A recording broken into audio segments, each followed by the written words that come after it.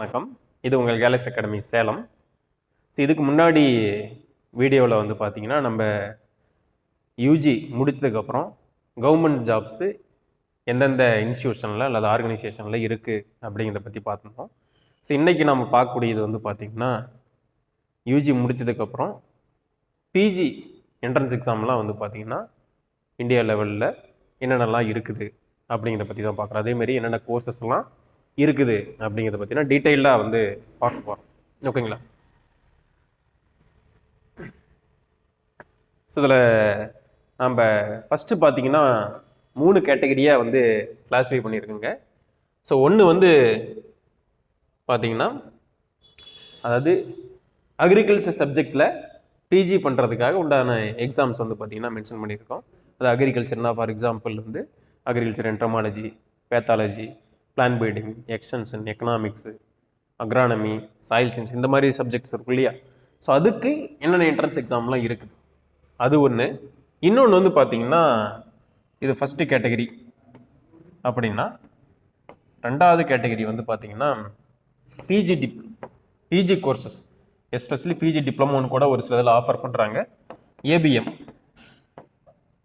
APM அல்லது business management ரிலேட்டடான courses. So இது வந்து பார்த்திங்கன்னா இன்னொரு ஆப்ஷனாக வந்து பார்த்திங்கன்னா இருக்கும்.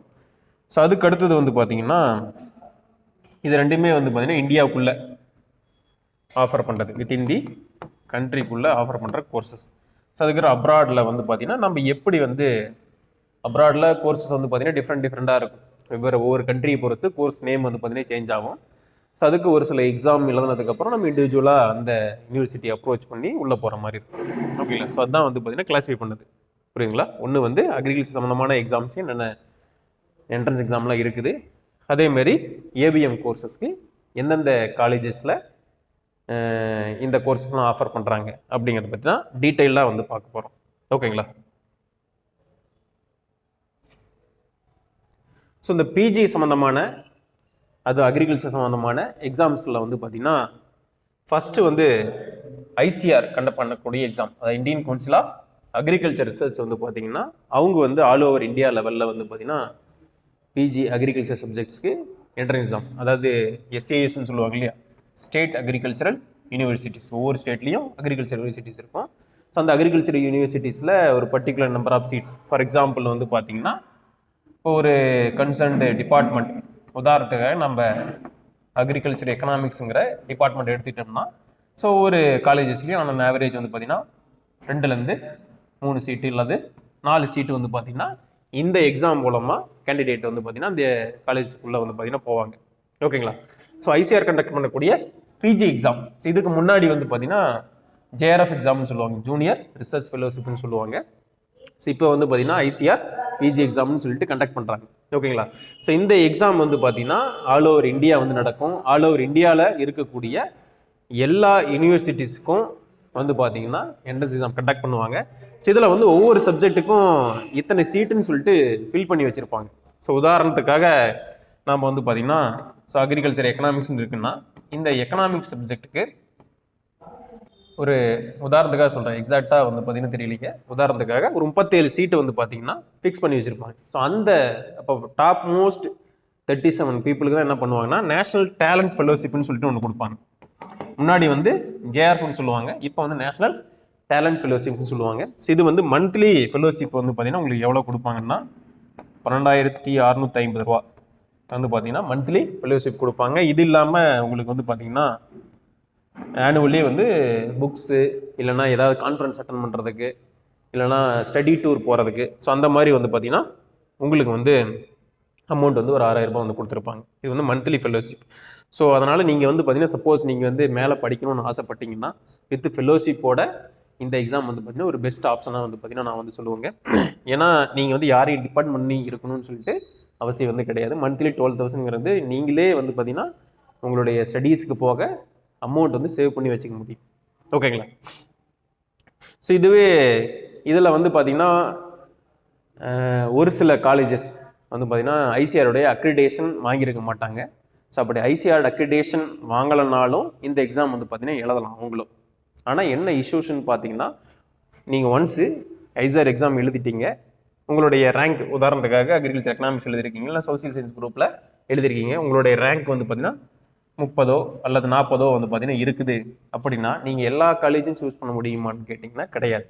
கவுன்சிலிங் அப்போ உங்களுக்கு ஒரு சில காலேஜ் மட்டும்தான் ஐசிஆர் அக்ரிடேஷன் இல்லாமல் அட்மிஷன் வந்து ஏற்றுக்கிறாங்க, புரியுதுங்களா இல்லையா? ஸோ அப்போ நீங்கள் அந்த காலேஜஸ் மட்டும்தான் சூஸ் பண்ணுற மாதிரி வந்து வரும். எல்லா காலேஜஸுமே ஐசிஆர் அக்ரிடேஷன் இல்லாதவங்கள ஏற்றுக்க மாட்டாங்க, புரியுதுங்களா இல்லையா? ஒரு சில யூனிவர்சிட்டிஸ் மட்டும்தான் என்ன பண்ணுறாங்க, ஐசிஆர் அக்ரிடேஷன் இல்லைனாலுமே அந்த கேண்டிடேட் என்ன பண்ணிக்குவாங்க, அவங்க அட்மிஷன் போட்டுக்குவோம், புரியுதுங்களா இல்லையா? இதுக்கு முன்னாடிலாம் பார்த்தீங்கன்னா ஐசிஆர் அக்ரிடேஷன் வாங்கினா மட்டும்தான் இந்த எக்ஸாம் எழுதுற மாதிரி இருந்துச்சு. இப்போ எப்படின்னா ஐசிஆர் அக்ரிடேஷன் காலேஜ் வாங்கலைனாலுமே அவங்க வந்து என்ன பண்ணலாம், எக்ஸாம் எழுதலாம். அதேமாதிரி கவுன்சிலிங் அட்டன் பண்ணி ஒரு சில காலேஜ் அக்செப்ட் பண்ணுற காலேஜஸில் சீட்டு வந்து எடுத்துக்கலாம், ஓகேங்களா? ஸோ அதேமாதிரி ஒரு சில காலேஜஸ் வந்து பார்த்தீங்கன்னா இப்போ நீங்கள் ஜேஆர்எஃப் அதாவது நேஷனல் டேலண்ட் ஃபெலோஷிப் அந்த 37 ரேங்க்குள்ளே எடுக்கலை, அதுக்கு மேலே வந்து போயிட்டீங்க. உதாரணத்துக்காக வந்து பார்த்தீங்கன்னா ஒரு 59வது ரேங்க் வந்து பார்த்தீங்கன்னா எடுத்திருக்கீங்க அப்படின்னா ஒரு சில காலேஜஸில் நீங்கள் ஜாயின் பண்ணிங்கனாவே அந்த காலேஜுடைய ஃபெலோஷிப் வந்து பார்த்தீங்கன்னா கொடுப்பாங்க. இப்போ டீம் யூனிவர்சிட்டிஸ் எல்லாத்துலேயுமே வந்து பார்த்தீங்கன்னா என்ன பண்ணுவாங்க, ஃபெலோஷிப் கொடுப்பாங்க. ஃபார் எக்ஸாம்பிள் 59 ரேங்க் எடுத்திருக்கீங்க, நீங்கள் வந்து டீம் யூனிவர்சிட்டிக்கு உதாரணத்துக்காக என்டிஆர்ஏ வந்து பார்த்தீங்கன்னா இருக்கும், ஐஆர்ஏ வந்து பார்த்தீங்கன்னா இருக்கும், வெட்னரிக்கு வந்து பார்த்தீங்கன்னா ஐவிஆர், அதேமாரி ஃபிஷரிஸ்க்கு ஒரு காலேஜ் வந்து பார்த்தீங்கன்னா இருக்கும், ஓகேங்களா? ஸோ அது இல்லாமல் ஒரு சில ஸ்டேட் யூனிவர்சிட்டிஸ் உதாரணத்துக்கு GB Pant agriculture university,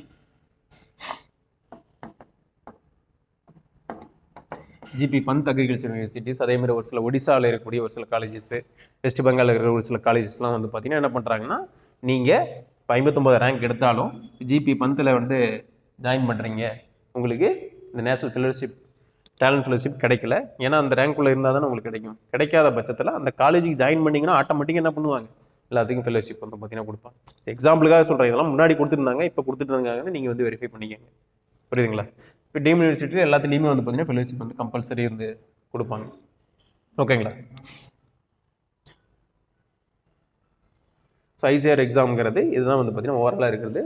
so இது வந்து பார்த்தீங்கன்னா இன்னும் டீட்டெயிலாங்கிறது நீங்கள் வந்து அந்த ஐசிஆர் வெப்சைட்லேயே வந்து பார்த்தீங்கன்னா NTA நேஷனல் டெஸ்டிங் ஏஜென்சின்னு சொல்லி இருக்குது, அவங்க தான் வந்து இந்த எக்ஸாம்லாம் கண்டக்ட் பண்ணுறாங்க. அதுக்குள்ளே போனீங்கன்னாவே இதை பற்றின டீட்டெயில்ஸ் எல்லாமே வந்து பார்த்தீங்கன்னா கிடைக்கும்.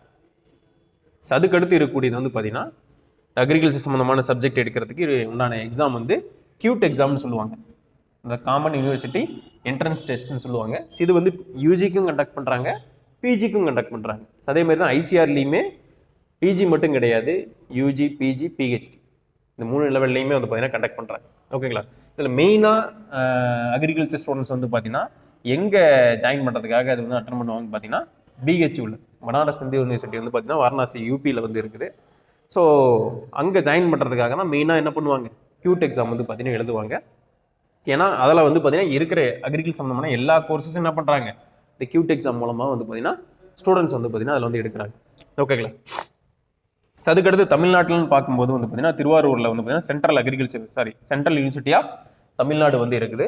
இங்கே வந்து மெயின்லி ஒரே ஒரு கோர்ஸ் தான், ஹார்டிகல்ச்சர் கோர்ஸ் மட்டும் என்ன பண்ணுறாங்க, பிஜியில் வந்து பார்த்தீங்கன்னா ஆஃபர் பண்ணுறாங்க. இதுக்கும் எது மூலமாக எடுக்கிறாங்கன்னா கியூட் எக்ஸாம் எழுதி நீங்கள் அதுக்கப்புறம் இந்த காலேஜ் அப்ளை பண்ணி நீங்கள் வந்து உள்ளே போகிற மாதிரி இருக்குது அந்த காலேஜுக்குள்ளே, ஓகேங்களா? ஸோ மற்ற காலேஜஸ்லாம் வந்து பார்த்தீங்கன்னா எக்ஸாம்பிளாக கொடுத்துருக்கோம். அதேமாரி ஒரு சில central agriculture university for example வந்து பார்த்தீங்கன்னா இம்பாலில் வந்து பார்த்தீங்கன்னா சென்ட்ரல் அக்ரிகல்ச்சர் யூனிவர்சிட்டிக்கு இதில் வந்து பார்த்தீங்கன்னா அவங்களுடைய பிஜி சீட்டில் ஒரு 15% என்ன பண்ணுவாங்கன்னா கியூட் எக்ஸாம் எழுதுனவங்கள ஃபில் பண்ணுவாங்க, சரிங்களா இல்லையா? அந்த மாதிரி ஒவ்வொரு காலேஜோடைய நார்ம்ஸ் ரூல்ஸில் நீங்கள் படித்ததுக்கப்புறம் நீங்கள் எந்த எக்ஸாம் கேட்குறாங்களோ அதுக்கேற்ற மாதிரி அப்ளை பண்ணலாம், ஓகேங்களா? ஸோ இதிலலாம் வந்து பார்த்தீங்கன்னா ஃபெலோஷிப்லாம் எதுவும் வந்து வராதுங்க கியூட் எக்ஸாமில். ஆனால் அந்த பிஹெச்யூவில் ஃபீஸ் வந்து பார்த்தீங்கன்னா ரொம்ப ரொம்ப கம்மியாக இருக்குன்னு சொல்லி சொல்லுவோம், ஓகேங்களா? ஸோ அதுக்கு அடுத்தது வந்து பார்த்தீங்கன்னா ஒவ்வொரு ஸ்டேட் அக்ரிகல்ச்சர் யூனிவர்சிட்டியும் தனியாக என்ட்ரன்ஸ் எக்ஸாம் கண்டக்ட் பண்ணுவாங்க, ஓகேங்களா? ஸோ உதாரணத்துக்காக பார்த்தீங்கன்னா தமிழ்நாட்டில் டிஎன்ஏ கண்டக்ட் பண்ணுவாங்க, அதே மாதிரி அண்ணாமலை யூனிவர்சிட்டி கண்டக்ட் பண்ணுவாங்க. இவங்கெல்லாம் அந்த ஸ்டேட் யூனிவர்சிட்டிஸ் என்ன பண்ணுறாங்க, தனியாக என்ட்ரன்ஸ் எக்ஸாம் கண்டக்ட் பண்ணி தனியாக வந்து பார்த்தீங்கன்னா எடுப்பாங்க. இதுக்கு முன்னாடி பார்த்ததெல்லாம் காமனாக இருக்கக்கூடிய எக்ஸாம்ஸ், ஓகேங்களா? இதில் ஒரு சில ஸ்டேட்ஸ் வந்து பார்த்தீங்கன்னா என்ன பண்ணுறாங்கன்னா அதர் ஸ்டேட் ஸ்டூடெண்ட்ஸையும் என்ன பண்ணுவாங்க, அலோவ் பண்ணுவாங்க. உதாரணத்துக்காக ஒரு சிலது மென்ஷன் பண்ணியிருக்கிறோம், எல்லாமே வந்து சொல்ல முடியாது. உதாரணத்துக்காக ஜிபி பந்த் அக்ரிகல்ச்சர் யூனிவர்சிட்டிஸில் வந்து பார்த்தீங்கன்னா ஈவன் தோ அதர் ஸ்டேட்டாக இருந்தாலும் நீங்கள் அந்த ஸ்டேட் அந்த GB Pant agriculture university entrance exam வருஷம் கண்டக்ட் பண்ணுவாங்க பிஜிக்காக. ஸோ அதை நீங்கள் எழுதி அதில் நல்ல ரேங்க் எடுத்திங்கன்னா நீங்களும் என்ன பண்ணிக்கலாம், அதில் வந்து பார்த்தீங்கன்னா அந்த காலேஜஸில் ஜாயின் பண்ணிக்கலாம். ஓகேங்களா? ஸோ அதேமாரி இசார் agriculture university, Chowdhury Charan Singh இசார் agriculture யூனிவர்சிட்டிஸில் வந்து பார்த்தீங்கன்னா அந்த மாதிரி தான் பண்ணிட்டு இருந்தாங்க. ஏன்னா இப்போயும் அப்படி தான் பண்ணுறாங்களான்னு பார்த்துக்கோங்க. இதுக்கு முன்னாடி எங்களுக்கு தெரிஞ்சவங்கலாம் வந்து பார்த்தீங்கன்னா என்ன பண்ணியிருக்காங்க, இந்த மாதிரி யூனிவர்சிட்டிஸ்க்கு ஜாயின் பண்ணியிருக்காங்க. அந்த individual state agriculture university conduct பண்ண எக்ஸாம் எழுதி வேறு ஸ்டேட்டாக இருந்தாலும் அதுக்குள்ளே வந்து ஜாயின் பண்ணியிருக்கிறாங்க. யூஎஸ் பெங்களூர்லலாம் இப்போ அலோவ் பண்ணுறது கிடையாதுன்னு நினைக்கிறேன். முன்னாடிலாம் அலோவ் பண்ணிருந்தாங்க. அதேமாரி சிஐயூலையும் அலோவ் பண்ணுவாங்கன்னு நினைக்கிறேன். ஓகேங்களா? ஸோ இதெல்லாம் வந்து பார்த்தீங்கன்னா அலோவ் பண்ணுறாங்கிறத நீங்கள் ஒரு டைம் வெரிஃபை பண்ணிக்கணும். ஓகேங்களா? ஏன்னா இப்போ ஃபார் எக்ஸாம்பிள் உங்களுக்கு டிஎன்ஐ மட்டும்தான் ஆப்ஷனான்னு கேட்டிங்கன்னா அந்த மாதிரிலாம் ஒன்றும் கிடையாதுங்க. நீங்கள் மற்ற யூனிவர்சிட்டிஸ் கண்டக்ட் பண்ணுறதுல அதர் ஸ்டேட்டை அலோவ் பண்ணுறாங்களா இல்லையா அப்படிங்கிறத பார்த்துட்டு, இல்லைனா உங்களுடைய சீனியர்ஸ்கிட்ட என்கொயரி பண்ணிவிட்டு நீங்கள் என்ன பண்ணலாம், அந்த மாதிரி எழுதி வந்து போகலாம். ஏன்னா வெளியில் நான் வந்து எதனால் வந்து ப்ரிஃபர் பண்ண சொல்கிறேன்னா, ஒரு எக்ஸ்போசர் வந்து பார்த்தீங்கன்னா கிடைக்கும். அதுக்காக டிஎன்ஐயில் படித்தவங்களுக்குலாம் ஒன்றுமே இல்லைன்னு கேட்டலாம், அப்படிலாம் கிடையாதுங்க. ரெண்டுமே வெளியில் படித்தா இங்கே படித்தாலும் எல்லாமே ஈக்குவல் தான். படிக்கிற ஸ்டூடெண்ட்டை பொறுத்து தான். அதேமாதிரி இருக்கக்கூடிய அந்த சுற்றி இருக்கக்கூடிய சரௌண்டிங் என்விரான்மெண்ட்டை பொறுத்து தான், ஸ்டடி என்விரான்மெண்ட்டை பொறுத்து தான் வந்து பார்த்திங்கன்னா சேஞ்ச் ஆகும். ஓகேங்களா? ஸோ அதுக்கடுத்தது வந்து பார்த்திங்கன்னா பிஜியில் இருக்கக்கூடிய டிப்ளமோ கோர்சஸ், எஸ்பெஷலி வந்து பார்த்திங்கன்னா அக்ரி பிஸ்னஸ் மேனேஜ்மெண்ட் கோர்சஸ். ஓகேங்களா? ஸோ இது எல்லாமே வந்து பார்த்திங்கன்னா இண்டிவிஜுவலாக வந்து பார்த்திங்கன்னா ஒரு சில காலேஜஸில் அல்லது இன்ஸ்டியூஷனில் அல்லது ஆர்கனைசேஷனில் கோர்சஸ் வந்து ஆஃபர் பண்ணுறாங்க. ஸோ ஒவ்வொரு இதாக வந்து பார்க்கலாம். ஸோ ஃபஸ்ட்டு வந்து பார்த்திங்கன்னா போஸ்ட் கிராஜுவேட் ப்ரோக்ராம், அது பிஜி ப்ரோக்ராம்னு சொல்லுவாங்க. ஸோ இது வந்து ஏபிஎம் அண்டு அதுக்கடுத்து வந்து பார்த்திங்கன்னா food and agri business management. So இந்த மாதிரி 2 விதமான கோர்சஸ் வந்து பார்த்திங்கன்னா 2 ஐஏஎம்மில் ஆஃபர் பண்ணுறாங்க. ஒன்று வந்து ஐஏஎம் லக்னோ, இன்னொன்று வந்து ஐஏஎம் அகமதாபாத்தில் வந்து பார்த்திங்கன்னா இந்த கோர்சஸ் வந்து ஆஃபர் பண்ணுறாங்க. ஓகேங்களா? ஸோ ஏன்னா ஐஏஎம்னாவே ஜென்ரலாக வந்து பார்த்திங்கன்னா கேட் எக்ஸாம் மூலமாக தான் என்ன பண்ணுவாங்க, சீட்டை வந்து ஃபில் பண்ணுவாங்க. ஸோ அதனால் வந்து பார்த்திங்கன்னா இந்த டிப்ளமோ கோர்ஸ் ஏபிஎம்னு வந்தாவே வந்து பார்த்திங்கன்னா நீங்கள் மோஸ்ட்லி வந்து பார்த்திங்கன்னா கேட் எக்ஸாம் எழுதுனதுக்கப்புறம் அவங்க வந்து ஒவ்வொரு இன்ஸ்டியூஷன்லையும் தனியாக டெஸ்ட்டு வந்து கண்டக்ட் பண்ணுவாங்க, குரூப் டிஸ்கஷன் வைப்பாங்க, பர்சனல் இன்டர்வியூ வைப்பாங்க. அதெல்லாம் வச்சு தான் என்ன பண்ணுவாங்க, இந்த பிஜி கோர்ஸே ஃபில் பண்ணுவாங்க. ஓகேங்களா? ஸோ அப்போ ஐஏஎம்மில் என்ன ப்ரொசீஜர், செலெக்ஷன் எப்படி பண்ணுறாங்க அப்படிங்கிறது, இல்லை ஃபீஸ் ஸ்ட்ரக்சர் எவ்வளோ இருக்குது அப்படிங்கிறத பற்றி தான் அடுத்து வந்து பார்க்குறோம். புரியுங்களா? ஸோ இந்த கோர்ஸ் எல்லாமே வந்து பார்த்திங்கன்னா ஐஏஎம்மில் படிக்கிறீங்கன்னாவே உங்களுடைய ஜாப் ஆப்பர்ச்சுனிட்டி எப்படி இருக்குன்னு உங்களுக்கு தெரியும். நல்ல வந்து பார்த்திங்கன்னா சேலரி பேக்கேஜ்லாம் வந்து பார்த்திங்கன்னா அதிகமாக வந்து கிடைக்கும். ஸோ இதுக்கு உண்டான ப்ரொசீஜர் தான் வந்து பார்த்திங்கன்னா அடுத்து வந்து கொடுத்துருக்குறோம்.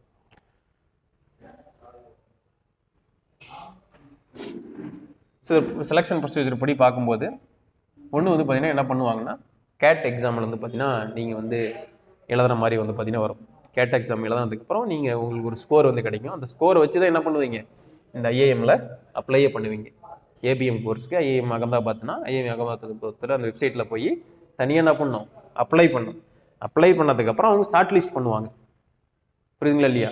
ஓகே, உங்களை வந்து பார்த்தீங்கன்னா அடுத்த லெவலுக்கு நாங்கள் கொண்டு வரோம் அப்படிங்கிறத ஷார்ட் லிஸ்ட் பண்ணுவாங்க. அப்போ ஷார்ட் லிஸ்ட் பண்ணுறதுக்கு என்னென்ன க்ரைட்டீரியாலாம் வச்சுருக்காங்கன்னா, உங்களுடைய ஸ்கோரில் 65%, அதாவது கேட் எக்ஸாம் ஸ்கோர் இருக்கு இல்லையா, அதில் 65% எடுத்துக்கிட்டோம். ரிமைனிங் 35% வந்து பார்த்தீங்கன்னா உங்களுடைய அப்ளிகேஷன் ரேட்டிங் ஸ்கோர்னு வச்சுருக்காங்க. அப்போ அப்ளிகேஷன் ரேட்டிங் ஸ்கோர்னால் என்னென்னு பார்த்தீங்கன்னா 10th 12th யூஜியில் அதேமாதிரி உங்களுக்கு ஏதாவது எக்ஸ்பீரியன்ஸ் இருந்தால் அதுக்கு தனியாக என்ன பண்ணுவாங்க, மார்க் வந்து கொடுப்பாங்க. புரியுங்களா இல்லையா? உங்களுடைய கேட் ஸ்கோரு ப்ளஸ்ஸு இந்த 10th 12th மார்க்கு, அதுக்கப்புறம் எக்ஸ்பீரியன்ஸு, இது எல்லாத்தையும் கம்பைன் பண்ணி ஒரு ஸ்கோர் வந்து ப்ரிப்பேர் பண்ணுவாங்க. அதை பேஸ் பண்ணி தான் என்ன பண்ணுவாங்க, உங்களுக்கு அடுத்த லெவலுக்கு வந்து கொண்டு போவாங்க. அடுத்த லெவல் என்னென்னு பார்த்தீங்கன்னா ரிட்டன் டெஸ்ட் வந்து வைப்பாங்க. ஓகேங்களா? ஒன்ஸ் நீங்கள் கேட் ஸ்கோரை பேஸ் பண்ணி என்ன பண்ணியிருக்காங்க, அப்ளை பண்ணியிருக்கீங்க. அப்ளை பண்ணதுக்கப்புறம் உங்கள் அப்ளிகேஷன் எல்லாம் வெரிஃபை பண்ணிவிட்டு உங்களுக்கு ஸ்கோர் வந்து கொடுத்து உங்களை என்ன பண்ணுவாங்க, ஷார்ட் லிஸ்ட் பண்ணிடுவாங்க. நீங்கள் வந்து ஃபஸ்ட் லெவல் கிளியர் பண்ணிட்டீங்கன்னா அடுத்து ரிட்டன் டெஸ்ட் வந்து பார்த்தீங்கன்னா வைப்பாங்க. ரிட்டன் டெஸ்ட்டில் நீங்கள் எழுதிட்டு அதை கிளியர் பண்ணதுக்கப்புறம் உங்களுக்கு வந்து குரூப் டிஸ்கஷன் வைப்பாங்க. குரூப் டிஸ்கஷன் மென்ஷன் பண்ணல, மோஸ்ட்லி கண்டக்ட் பண்ணுவாங்க. குரூப் டிஸ்கஷன் வைப்பாங்க. அதுக்கு அடுத்தது பர்சனல் இன்டர்வியூ வைப்பாங்க. புரியுங்களா இல்லையா? இதெல்லாம் தாண்டதுக்கப்புறம் தான் ஃபைனல் நீங்கள் என்ன பண்ண முடியும், அந்த கோர்ஸை நீங்கள் வந்து பார்த்தீங்கன்னா ஜாயின் பண்ண முடியும். புரியுதுங்களா இல்லைங்களா? ஸோ இதில் வந்து selection criteria, so short list பண்ணுறதுக்கு ஃபஸ்ட்டு லெவலில் இருக்கக்கூடியது இது. இது வந்து பார்த்தீங்கன்னா ஃபைனல் லெவல். லாஸ்ட்டாக இருக்கிறதுக்கு வந்து பார்த்தீங்கன்னா உங்களுக்கு இந்த ஸ்கோர்லாம் இருக்கு இல்லையா, இதெல்லாம் கம்பைன் பண்ணி ஒரே ஸ்கோராக வந்து பார்த்தீங்கன்னா மாற்றிடுவாங்க. அதான் ஃபைனல் காம்போசிட் ஸ்கோர்னு சொல்லுவாங்க. ஸோ அதுக்கு வந்து வெயிட்டேஜ் வந்து 50%, ரிமைனிங் 50% வந்து எதுக்கு, ரிட்டன் டெஸ்ட்டுக்கு, பர்சனல் இன்டர்வியூ. புரியுதுங்களா? ஸோ அந்த மாதிரி வெயிட்டேஜ் கொடுத்து தான் செலெக்ஷன் பண்ணுறாங்க. ஸோ அதுக்கடுத்து இதுக்கு யாரெல்லாம் எலிஜிபிள் அப்படின்னு பார்த்தீங்கன்னா, மோஸ்ட்லி ப்ரிஃபரன்ஸ் யாருக்கு கொடுப்பாங்கன்னா அக்ரிகல்ச்சர் அண்ட் அலைட் சப்ஜெக்ட் படித்தவங்களுக்கு தான் ப்ரிஃபரன்ஸ் வந்து கொடுப்பாங்க. இது காமன் டிகிரி படித்தவங்களுக்கு இது வந்து அப்ளை பண்ணலாம்.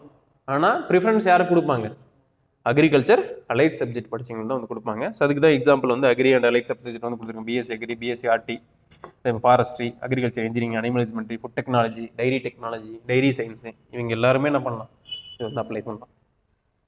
ஸோ இதுக்கு ஃபீஸ் ஸ்ட்ரக்சர்னு பார்க்கும்போது கம்பேரிட்டிவாக பார்த்தீங்கன்னா ரொம்பவே அதிகமாக வந்து இருக்கும். ஸோ உதாரணத்துக்காக பார்த்தீங்கன்னா இந்த 2 ஐஏஎம்லேயும் காமனாக இதுதான் ப்ரொசீஜர். இந்த ஃபீஸ் ஸ்ட்ரக்சர் கொஞ்சம் லைட்டாக முன்ன பண்ண வேரியேஷன் இருக்கும், அந்த அளவுக்குலாம் ஒன்றும் இருக்காது. 20 26 லட்சம் வந்து பார்த்தீங்கன்னா ஆகும். ஓகேங்களா? முடிச்சு வரதுக்கு அரௌண்டு 30 வரும்னு நினைக்கிறேன். ஏன்னா மெஸ் பில்லு அது இதுன்னு நீ போகிற வர செலவு இதெல்லாம் இருக்கு இல்லையா, அரௌண்ட் 30 lakhs வந்து பார்த்தீங்கன்னா ஆகும். ரொம்ப அதிகமாக இருந்தாலும் உங்களுக்குலாம் இதெல்லாம் முடிச்சிங்கன்னா கோர்ஸு பேக்கேஜ் வந்து பார்த்தீங்கன்னா ரொம்ப அதிகமாக வந்து கிடைக்குங்க. ஸோ ஆவரேஜாகவே வந்து பார்த்தீங்கன்னா மோர் தென் 12 lakhs வந்து பார்த்தீங்கன்னா பர் ஆனம் பேக்கேஜ் தான் வந்து பார்த்தீங்கன்னா கிடைக்கும். நீங்கள் ஏதாவது ஒரு புதுசாக ஒரு ஸ்டார்ட் அப் கம்பெனி ஆரம்பிக்க போகிறீங்க அப்படின்னா ஸோ இதெல்லாம் வந்து பார்த்தீங்கன்னா ஒரு நல்ல ஆப்பர்ச்சுனிட்டி. புரியுதுங்களா இல்லையா? ஏன்னா இப்போ நீங்கள் மோர் தென் 12 lakh வாங்குறீங்கன்னா அது வந்து பார்த்தீங்கன்னா உங்களுக்கு ஆகக்கூடிய செலவை வித்தின் 2 yearsக்குள்ளே நீங்கள் என்ன பண்ணுவீங்க, ஏர்ன் பண்ணிடுவீங்க. அது மட்டும் இல்லாமல் நீங்கள் போகக்கூடிய லெவலெல்லாம் ஒர்க் பண்ணுற லெவலே மேனேஜ்மெண்ட் லெவலில் தான் ஒர்க் பண்ணுவீங்க. புரியுதுங்களா இல்லையா? எல்லாமே ஃபாரின் கம்பெனி டைரக்ட் கேம்பஸ் இன்டர்வியூலேயே வந்து பார்த்தீங்கன்னா செலக்ட் ஆகிருக்கு. புரியுதுங்களா இல்லையா? ஸோ அதுக்கடுத்து இருக்கக்கூடியது வந்து பார்த்தீங்கன்னா மேனேஜ். ஸோ மேனேஜிங்கிறது ஹைதராபாத்தில் வந்து இருக்கக்கூடியதுங்க, national institute of agriculture extension மேனேஜ்மெண்ட்னு சொல்லுவாங்க. ஸோ இதுலேயுமே வந்து பார்த்தீங்கன்னா post graduate diploma in management, அதாவது அக்ரி பிஸ்னஸ் மேனேஜ்மெண்ட் கோர்ஸ்க்கு என்ன பண்ணுறாங்க, ஒரு கோர்ஸ் வந்து இவங்க ஆஃபர் பண்ணுறாங்க. ஓகேங்களா? ஸோ அதுக்கடுத்து இருக்கக்கூடியது வந்து பார்த்தீங்கன்னா சேம் அதே கோர்ஸ் வந்து பார்த்தீங்கன்னா சிசிஎஸ் நியாம், அதாவது Chaudhary Charan Singh national institute of agriculture marketing, ஜெய்ப்பூரில் வந்து பார்த்தீங்கன்னா ராஜஸ்தானில் வந்து பார்த்தீங்கன்னா இருக்குங்க. ஸோ இவங்களுமே ஏபிஎம் கோர்ஸ் வந்து பார்த்தீங்கன்னா என்ன பண்ணுறாங்க, agri business management course offer பண்ணுறாங்க. ஓகேங்களா? ஸோ அதுக்கடுத்து இருக்கக்கூடியது இர்மான்னு சொல்லுவாங்க, இன்ஸ்டியூட் ஆஃப் ரூரல் மேனேஜ்மெண்ட். ஓகேங்களா? எங்கே இருக்குன்னா ஆனந்தில் வந்து பார்த்தீங்கன்னா இருக்குது, ஆனந்த் குஜராத்தில் வந்து இருக்குங்க. ஸோ இவங்களுமே என்ன course offer, post graduate diploma in rural மேனேஜ்மெண்ட்டில் ஆஃபர் பண்ணுறாங்க. ஸோ இது எல்லாத்துக்குமே காமனான selection procedure criteria fees details தான் வந்து கொடுத்துருக்குறோம். ஸோ அப்படி பார்க்கும்போது முன்னாடி பார்த்த மாதிரியே சேம் அதே மாதிரி தான் வந்து வரும். ஐஏஎம்க்கு எப்படி பார்த்தோமோ அதே மாதிரி தான் கேட் எக்ஸாம் பேஸ் பண்ணி ஸ்கோரை பேஸ் பண்ணி ஃபஸ்ட்டு நீங்கள் அப்ளை பண்ணுவீங்க. அதுக்கடுத்து என்ன பண்ணுவாங்க, ரிட்டன் டெஸ்ட் வைப்பாங்க, குரூப் டிஸ்கஷன் வைப்பாங்க. அதுக்கப்புறம் எக்ஸ்டம்போருங்கிறது எதுவும் கிடையாது, உங்களுக்கு ஒரு பர்டிகுலர் டாபிக் சட்டனாக வந்து கொடுப்பாங்க. நீங்கள் அதை பற்றி என்ன பண்ணணும், நீங்கள் வந்து அது பேசணும். ஓகேங்களா? ஸோ அதுக்கடுத்து பர்சனல் இன்டர்வியூ, அதுக்கடுத்து தான் என்ன பண்ண முடியும், இந்த கோர்ஸை நீங்கள் வந்து ஜாயின் பண்ண முடியும். எக்ஸாம்பிளுக்காக நியாம்து national institute of agriculture marketing மட்டும் கொடுத்துருக்கணும். முன்னாடி பார்த்த மேனேஜுக்கு, நியாமுக்கு, ஓகேங்களா? இது எல்லாத்துக்குமே வந்து பார்த்தீங்கன்னா கிட்டத்தட்ட என்னதுங்க இதே ப்ரொசீஜர் தான். ஆனால் ஃபீஸ்ன்னு பார்க்கும்போது கம்பேரிட்டிவ் ஐஏஎம் பார்க்கும்போது இதுக்கு வந்து என்னதுங்க ஃபீஸ் வந்து கம்பேரிட்டிவ் கம்மியாக வந்து பார்த்தீங்கன்னா இருக்குது. ஓகே, இது இல்லாமல் உங்களுடைய மெஸ் ஃபீஸ் எல்லாம் வந்து பார்த்தீங்கன்னா அடிஷ்னலாக ஆட் ஆகும். ஓகே, இது எல்லாமே பிஜி டிப்ளமோ எல்லாமே 2 years கோர்சஸ், 2 வருஷம். ஓகேங்களா? ஸோ இதுக்குமே இந்த செலெக்ஷன் க்ரைட்டீரியா நம்ம முன்னாடி பார்த்தோம்ல, ஐஏஎம்மில் 50% வந்து பார்த்தீங்கன்னா இந்த கம்பைன்டு ஸ்கோருக்கு வந்து பார்த்தீங்கன்னா வச்சுருப்பாங்க. அதை கேட் எக்ஸாமு, அதுக்கடுத்து நம்மளுடைய 10th 12th எக்ஸ்பீரியன்ஸ் இதெல்லாம் கம்பைன் பண்ணி ஒரு ஸ்கோர் வச்சு வச்சுருப்பாங்க. ஸோ அதேமாதிரி தான் இதுக்கு என்ன பண்ணியிருக்காங்க, இண்டிவிஜுவலாக ஸ்கோர் வந்து பார்த்தீங்கன்னா கொடுத்துருக்குறாங்க. அதுக்கடுத்து இருக்கக்கூடியது ஐஐபிஎம். ஸோ ஐஐபிஎம்ங்கிறது Indian institute of plantation management. இது வந்து பெங்களூரில் வந்து பார்த்தீங்கன்னா இருக்குங்க. இதில் வந்து 2 கோர்சஸ் வந்து பார்த்தீங்கன்னா ஆஃபர் பண்ணுறாங்க.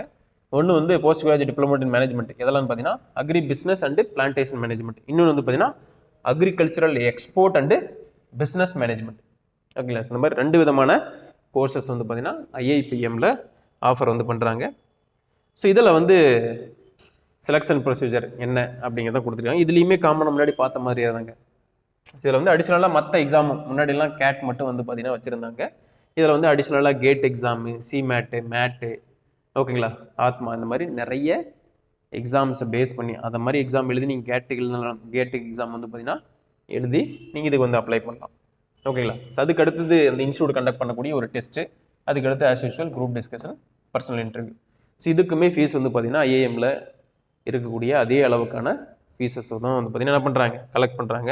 ஸோ அதுக்காக உண்டான செலெக்ஷன் க்ரைட்டீரியா வந்து பார்த்தீங்கன்னா கொடுத்துருக்கேங்க. ஸோ முன்னாடி பார்த்த மாதிரி தான். ஓகேங்களா?